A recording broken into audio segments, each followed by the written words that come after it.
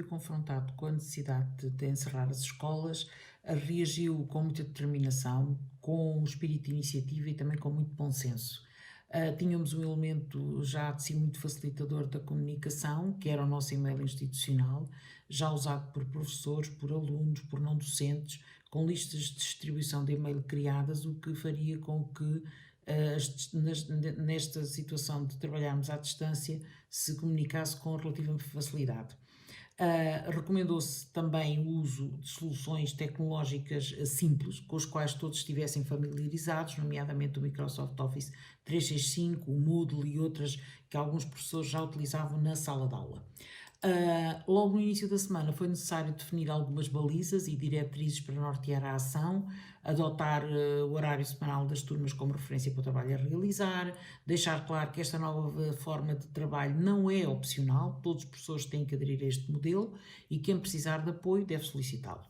A não inundar os alunos com imensas propostas de trabalho e depois deixá-los à sua sorte, manter uma regularidade no contacto com os alunos de modo a mantê-los focados nas aprendizagens, bem como também para reforçar os laços afetivos que são tão importantes nestes momentos de incerteza, e deixar em aberto a possibilidade do recurso à videoconferência, recorrendo a ferramentas muito simples como o Skype e o Zoom, porém não o banalizando, pois este tipo de solução consome imensa largura de banda. Apesar destas recomendações, podemos constatar que começaram a proliferar o recurso a plataformas muito diversas, algumas das quais exigiam o registro dos alunos nessas tais plataformas e com problemas que isto levantava, como por exemplo o RGPD e como do ponto de vista do aluno também a diversidade de soluções, a diversidade de credenciais de acesso e, portanto, a dificuldade em se organizarem.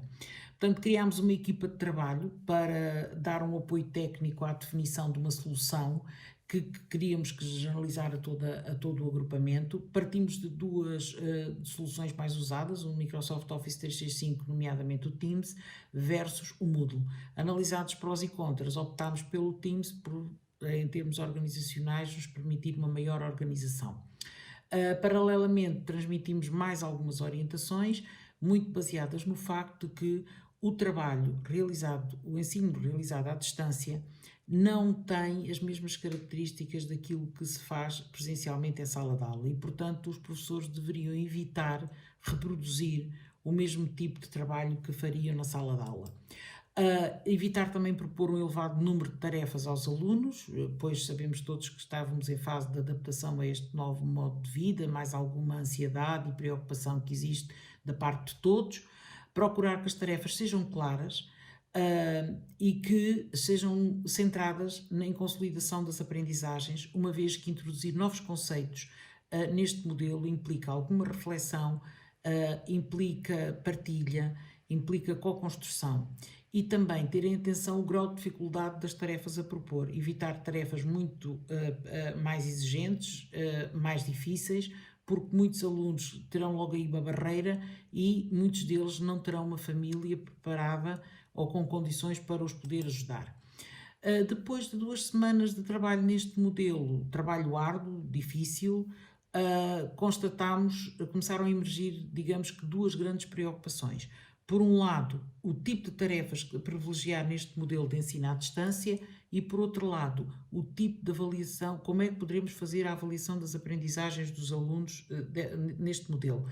Que tipo de instrumentos é que devemos privilegiar, que alterações é que teremos eventualmente que fazer aos critérios de avaliação que já estão estabelecidos.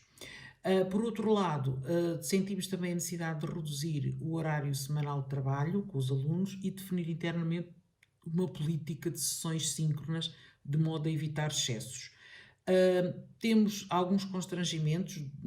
que são grandes, mas que estamos conscientes deles e que tudo faremos para tentar ultrapassar, que é a dificuldade em chegar aos alunos com situações mais vulneráveis, alunos que não têm equipamentos tecnológicos, que não têm acesso à internet,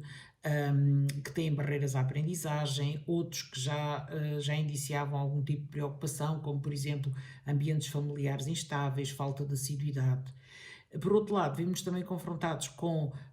ambientes familiares onde há apenas 1 ou 2 computadores que têm que ser partilhados pelos pais que estão em teletrabalho, pelos irmãos que têm que realizar as tarefas escolares. E pese embora